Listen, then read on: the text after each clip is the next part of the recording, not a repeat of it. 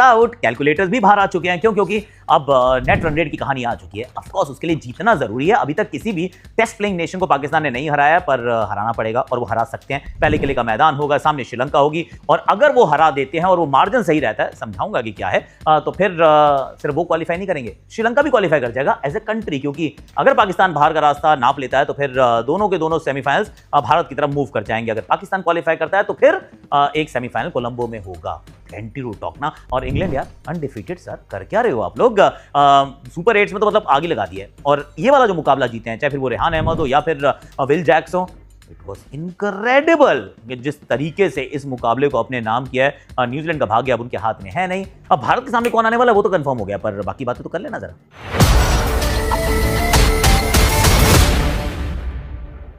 Hashtag Akashvani presented by Myntra. करते हैं सी England undefeated number 1 पे पहुंच चुके हैं। तो अगर भारत क्वालिफाई करता है, भारत और वेस्ट इंडीज का जो विजेता होगा उसका मुकाबला इंग्लैंड के साथ वानखेड़े स्टेडियम में होगा। वो सेकंड सेमीफाइनल होगा, इट्स ऑलरेडी कंफर्म। अब भारत जीतेगा नहीं जीतेगा दैट्स अ डिफरेंट स्टोरी। अब West Indies, I mean will talk about that later, पर वो क्वालिफिकेशन जो है वो कंफर्म हो चुकी है। न्यूजीलैंड की क्वालिफिकेशन अब फंसी हुई है।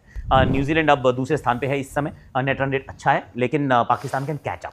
और वो जो सिनेरियो है, वो जो कैलकुलेशन है, इट इज नॉट इम्पॉसिबल। थोड़ी सी इम्प्रोबेबल शायद हो सकती है, पर इम्पॉसिबल नहीं है। क्योंकि अगर वो पहले बैटिंग करते हैं, जैसे मान लीजिए आपकी पहले बैटिंग आ गई पाकिस्तान, तो आपको 160 के करीब अगर आप रन बनाते हैं, 160 170, जितने ज्यादा बनाओगे उतना अच्छा ऑफकोर्स। क्योंकि जीतने के लिए आपको सामने वाली टीम को, नहीं जीतने के लिए, क्वालिफिकेशन के लिए आपको सामने वाली टीम को 60 से 65 का एक मार्जिन रहेगा, उससे पहले रोकना पड़ेगा। ये मैंने आपके सामने एक ग्राफिक भी डाल दिया है, इसको जरा ध्यान से पढ़ लीजिए। अब सारे पढ़ूंगा तो थोड़ा सा कॉम्प्लिकेटेड हो जाएगा, पर दैट्स द रफ आइडिया। अगर पहले बैटिंग करो तो 60 से 65 रन के बीच में आपको वो मार्जिन से जीतना है टू क्वालिफाई। और अगर आप बाद में बैटिंग करते हैं तो लगभग 13 ओवर के इर्द गिर्द आपको वो टोटल चेस करना होगा।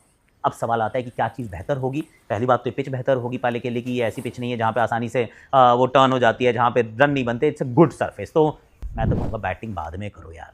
फिर चाहे वो मान लिया आपकी ताकत नहीं है पाकिस्तान पर, what is the best option? Let's be honest, cricketing understanding से पहले अगर आप बैटिंग करते हो और आपने 200 भी बना दिए, तो भी 140 पे सामने वाली टीम को रोकना पॉसिबल नहीं होता है कि चलो मैं ये ना डिक्टेट कर लेता हूँ, रोक लेंगे। नहीं रुकती हैं teams. I mean you try but you can't control.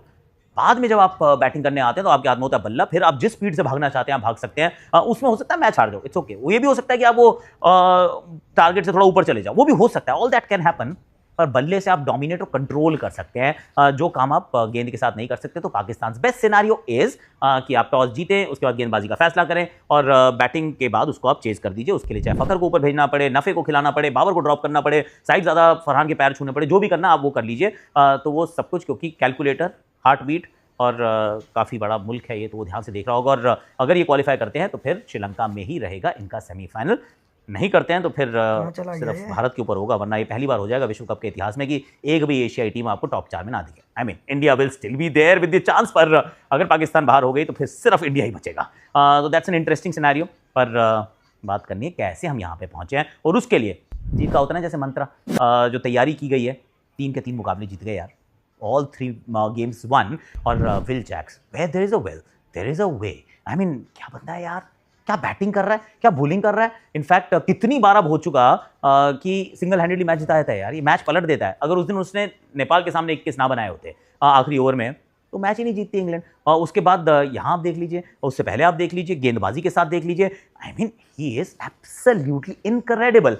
Will Jacks का वहाँ पे रहना, विल जैक्स का अंत तक मेंटेन अपना टेम्पो बनाए रखना, जहाँ छक्के चौके चाहिए थे वहाँ छक्के चौके लगाना और इवेंचुअली मैच जिताना। और इससे एक बड़ी बात जो है ना, हैरी ब्रूक ने क्या किया, जनरेशनल टैलेंट है, बहुत टैलेंटेड है। तो उनकी जो फॉर्म की थोड़ी गड़बड़ा, मतलब थोड़ी सी दिक्कत हो रही थी, उन्होंने कहा मैं ऊपर चलता हूँ, 3 नंबर पे खेलता हूँ, क्योंकि नंबर 3 पे खेलना हर किसी को बेहतर लगता है। ओपन कर लो और भी अच्छा हो जाता है T20 फॉर्मेट में। पर विल जैक्स भी तो ओपनर है, ज़्यादा से ज़्यादा 3 नंबर के बैटर हैं। आपने उनको 7 नंबर पे धकेला हुआ है और वो वहाँ पे वो काम कर रहे हैं जो उनको, first it doesn't come naturally to him, and 2 these are not the conditions. ये वाली जो सब कॉन्टिनेंटल कंडीशन, स्लो प्रेमदासा का पिच, इनको रास नहीं आता है, पर वहाँ पे भी अच्छा काम कर रहे हैं। तो Will Jacks well done. Celebration का बहुत बड़ा मौका जो है उन्होंने अपने इंग्लैंड के फैंस को दिया है। Of course Rehan Ahmed deserves a special mention, क्योंकि जिस तरीके से उन्होंने बैटिंग की है, जो 2 छक्के लगाए, एक ग्लेन फिलिप्स को, एक मिचेल सैंटनर को, I thought that was absolutely outstanding. So well done Rehan, well done Will Jacks. और सेलिब्रेशन का मौका मिला, जैसे आप राइट, रिटर्न गिव गारंटीड। चलिए अब जरा एक एक करके थोड़ा सा और धागे उधेड़ते हैं इस मुकाबले के, हुआ क्या इस मैच में। इंटरेस्टिंगली जो पहले बैटिंग करने का फैसला, बिल्कुल सही फैसला, इनक्रेडिबल स्टार्ट मिल गई। टिम साइफर्ट, फिन एलन, जो कि मुझे लग रहा था इस मैदान पे, इस पिच पे मुश्किल होगा, वो उन्होंने कर दिया था काम। पर कुडंट रियली फिनिश स्ट्रांगली। जहां वो ग्लेन फिलिप्स का विकेट गिरा और उसके बाद डैरल मिचेल का, इतनी नीचे बैटिंग करा रहे हैं, हम पहले भी कह रहे थे ऊपर भेजो ऊपर भेजो ऊपर भेजो, इनकी फॉर्म वेस्ट कर रहे हो, फॉर्म वेस्ट कर रहे हो, फॉर्म वेस्ट कर रहे हो, ऐसे करते करते ना फॉर्म चली जाती है यार। डैरल मिचेल ने रन नहीं बनाए इस वर्ल्ड कप में, और अनफॉर्चुनेट पार्ट कि आपने उनसे रन नहीं बनाने दिए हैं। रचिन रविंद्र अच्छा खेले, उन्होंने रन बनाए, ग्लेन फिलिप्स ने रन बनाए, पर अब वो मिचेल का फॉर्म तो आ ही नहीं गया। वो जो था इंदौर का फॉर्म, वो जो सेकंड वनडे का फॉर्म, वो सब अब लापता हो चुका है। T20 में इतना नीचे इनको कर दिया गया है।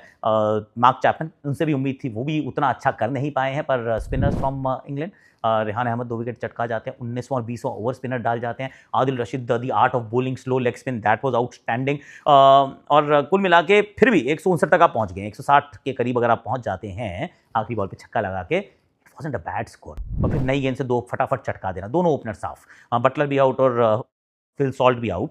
बटलर का फॉर्म नहीं आया यार। बट जब गेंदबाजी की बात करते हैं, उसके बाद हैरी ब्रूक का एक छक्का पर उनका आउट होना, उसके बाद टॉम बैंटन के साथ एक साझेदारी तो पनपना, पर फिर जेकब बेथल का आउट हो जाना। इनफैक्ट उसके बाद भी साझेदारी पनपी है, पर ये वो वाला मैच था जिसमें एक बंदे ने भी 40 नहीं बनाया।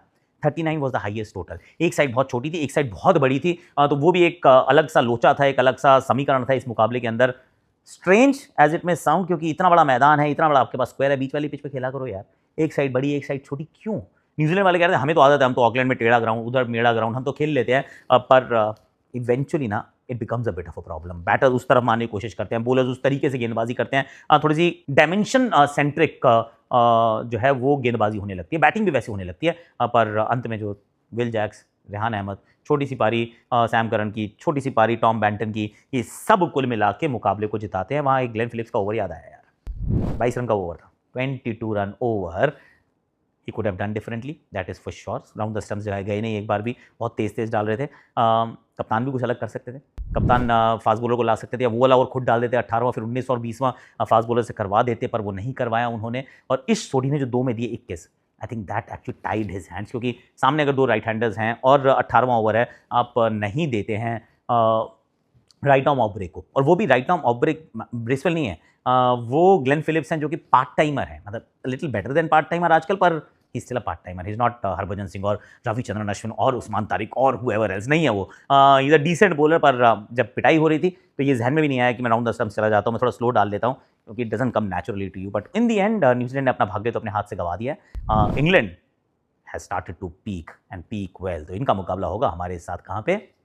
मानखेड़े के मैदान पे। अच्छा, पाकिस्तान की भी थोड़ी सी बात करें मैच के बारे में, सिर्फ एक आखिरी बात ये बची है करने के लिए कि एक तो और चीज़ है actually, Rinku Singh really unfortunate.